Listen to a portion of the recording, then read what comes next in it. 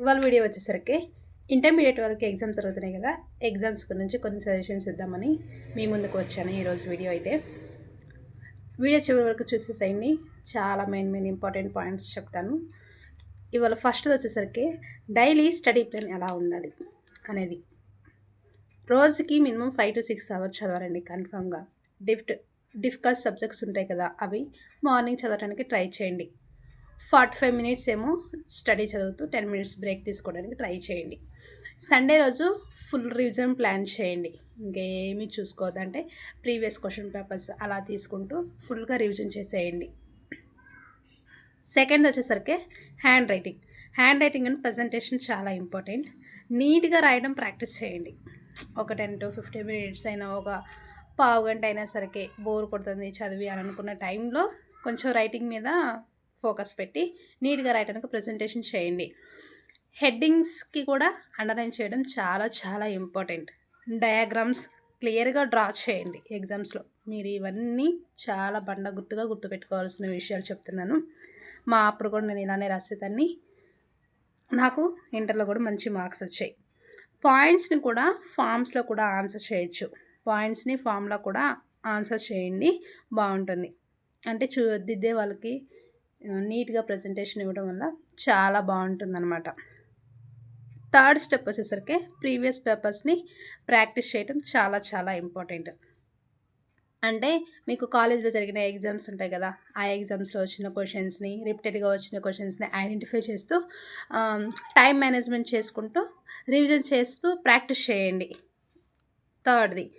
ఫోర్త్ది వచ్చేసరికి మీరు ఈ ఎగ్జామ్స్ టైంలో అస్సలు టెన్షన్ పడద్దు. ఫోర్త్ పాయింట్, హెల్దీ ఫుడ్ తినాలి. మీ మైండ్ సెట్ని మీ కంట్రోల్లో ఉంచుకోవడానికి చాలా ట్రై చేయండి. ఇంకోటి వచ్చేసరికి మొబైల్ యూసేజ్ తగ్గించండి. ఫోన్ చూస్తూ 12-1 గంట వరకు ఉండకోకుండా మినిమం మీరు 6 hours, 5 to 6 hours అయినా కంపల్సరీ స్లీప్ చాలా ఇంపార్టెంట్. హెల్దీ ఫుడ్ తినండి, చెప్పేశాను కదా. టెన్షన్ అస్సలు పడొద్దు. నాకన్నా మంచిగా ఇంకెవరు చదవలేదు అనే థాట్ మీలో రావాలి.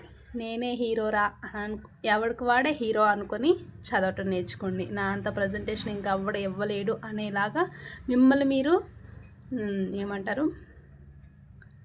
ఎంకరేజ్ చేసుకుంటూ ఎగ్జామ్ రాయండి. అస్సలు టెన్షన్ పడద్దు. ఎగ్జామ్ టిప్స్ కొన్ని చెప్తాను. ఈ వీడియో తర్వాత మీకు ఇంకొక వీడియో కావాలంటే నాకు కమెంట్ సెక్షన్లో కమెంట్ చేయండి. అంటే స్కోర్ ఎలా గెయిన్ చేసుకోవాలి ఏంటి అనేది ఇంకొక వీడియోలో మీకు చెప్తానమాట.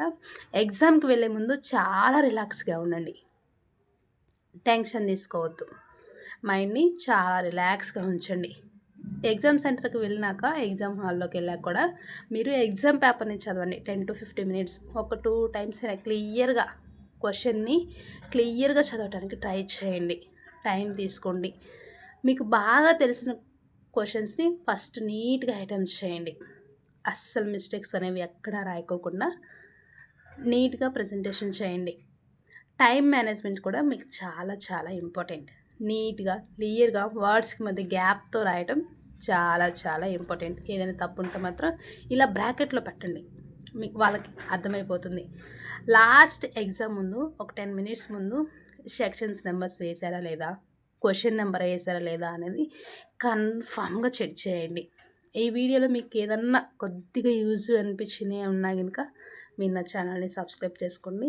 ఇంకొక వీడియో ఏం చేద్దాం అనుకుంటున్నానంటే ఇంటర్మీడియట్లో స్కోర్ ఎలా గెయిన్ చేసుకోవాలి ఏంటి అనే దాని గురించి ఇంకొక వీడియో చేస్తాను.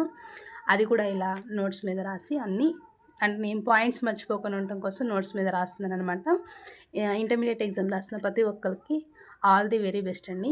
మన ఛానల్ని సబ్స్క్రైబ్ చేసుకోండి. మీకు ఏదన్నా ఇంపార్టెంట్ అనిపించినవి అని ఉంటే కనుక, అక్క ఇంకా ఎలా మేము మా హ్యాండ్ రైటింగ్ ఇంప్రూవ్ చేసుకోవచ్చు, హ్యాండ్ రైటింగ్ గురించి చెప్పండి అన్నగిన, అలాంటివి ఏమైనా కావాలి అంటే మీరు నాకు కమెంట్ సెక్షన్లో కమెంట్ చేయండి. మీకు వీలైనంత తొందరగా మీరు ఎలా రాస్తే మీకు మంచి మార్క్స్ వస్తాయి ఏంటి అనే వీడియో మరి తొందరగానే మీకు యూట్యూబ్లో అప్లోడ్ చేస్తాను. చూసి వెళ్ళిపోకుండా చిన్న లైక్ ఇచ్చి సబ్స్క్రైబ్ చేసుకోండి. నా హ్యాండ్ రైటింగ్ ఎలా ఉందని కూడా కమెంట్ సెక్షన్లో కమెంట్ చేయండి.